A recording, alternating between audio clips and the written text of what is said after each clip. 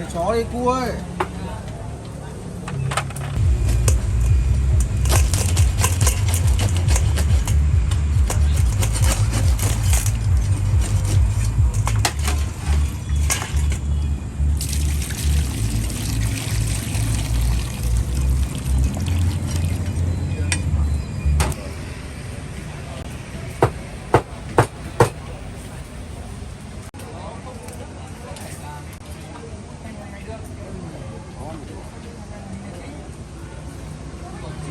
Đây đấy.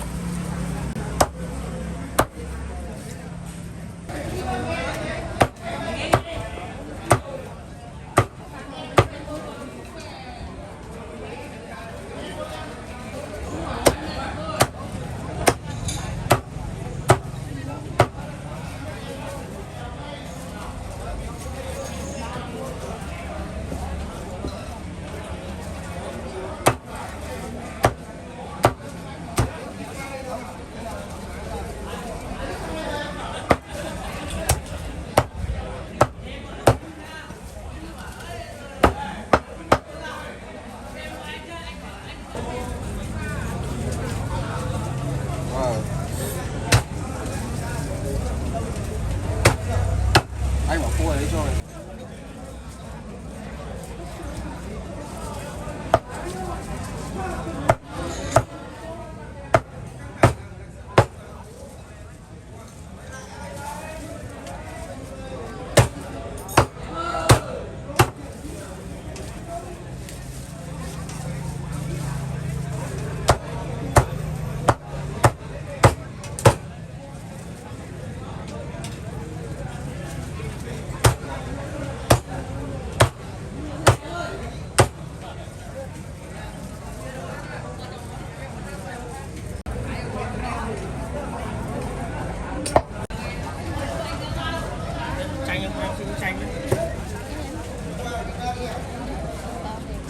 Ông đấy mua về 150, ông về sau bảo lấy thêm 5.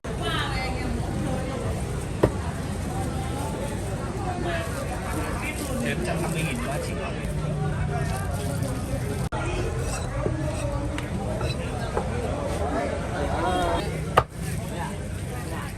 Chưa biết.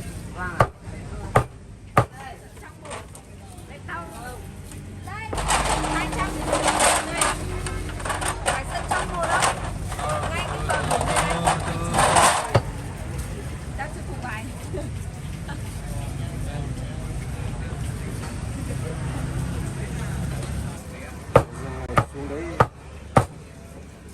bán hàng quá là ngon.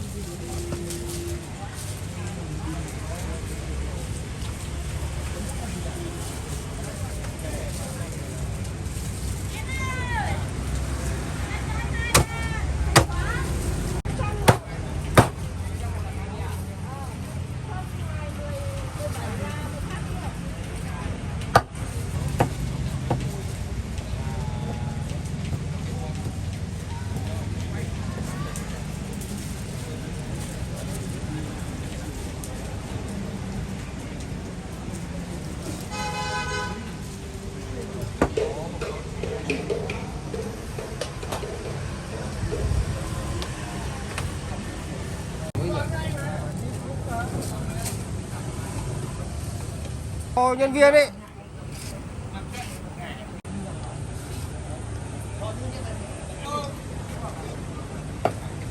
Chiều anh.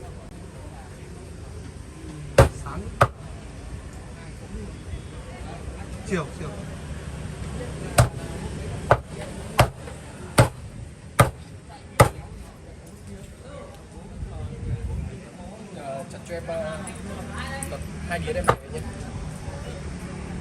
tùy anh thôi. Cái dĩa bình thường hay cơm ấy.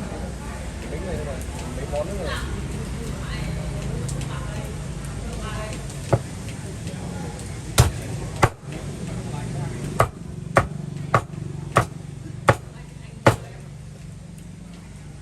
Đến mẹ tỏi bao nhiêu nhỉ? Nhưng mà này là 250. Về 250 nhỉ?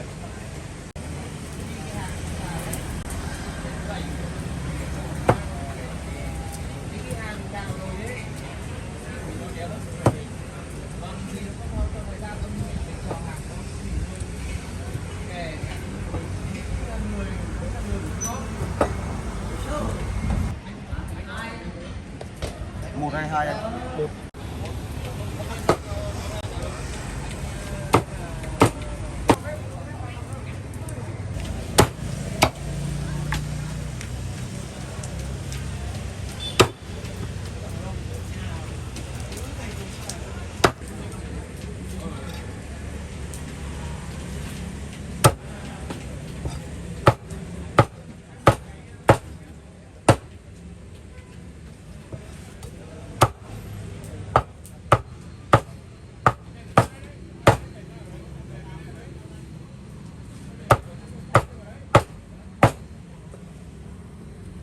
Chuyển quả đâu em nhỉ?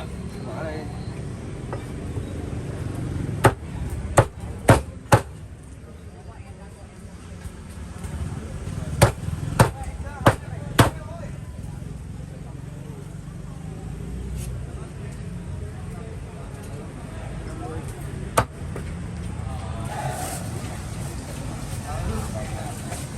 Đây cho hình đĩa đấy. Em chó mới được 2 đến 3 chỉ. Nó là chia mỗi người Mẹ cứ chui vào trong với nhau thôi.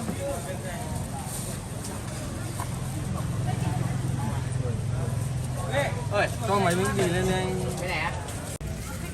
Trong 2 tiếng là cô về thôi. Muốn làm nó không làm được. Cô tí cô bị ma nhập. Không làm được mệt lắm.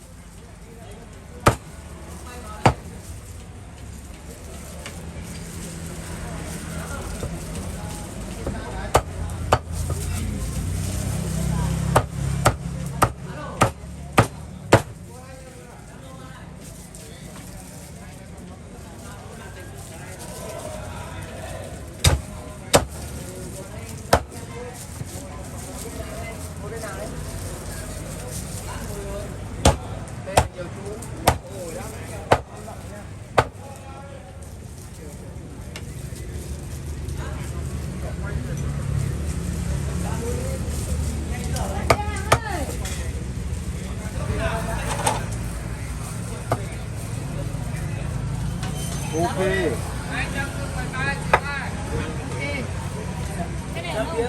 Tầm rưỡi xong ngày 10. Cho anh bia chói.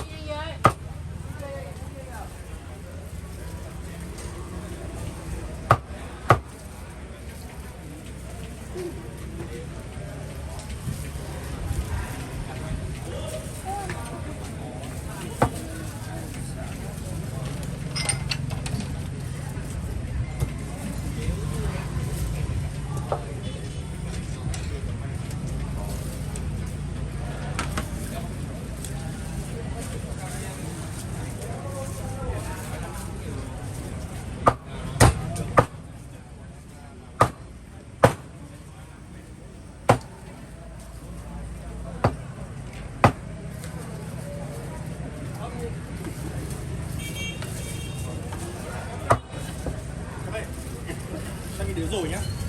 Vâng. Đứa rồi màn này nhá.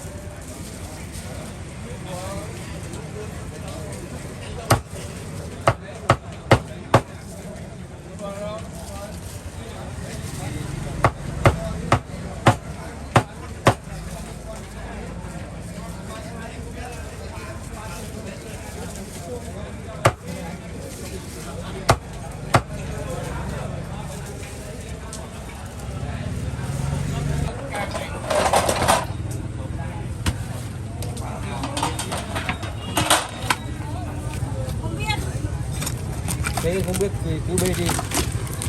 Cái thang ngoài này này Ở trên bàn kia có một bàn nhưng mà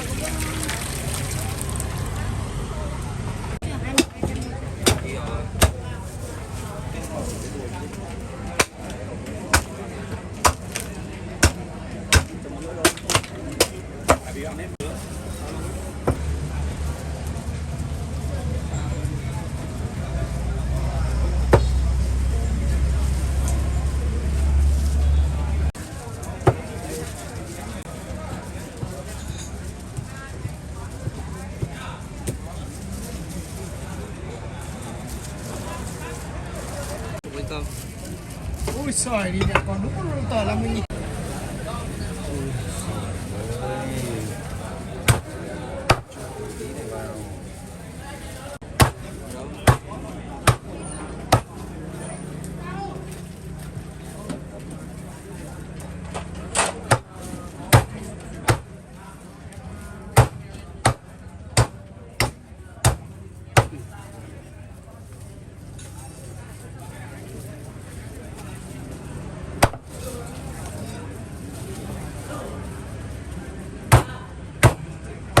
dao cùn đúng không?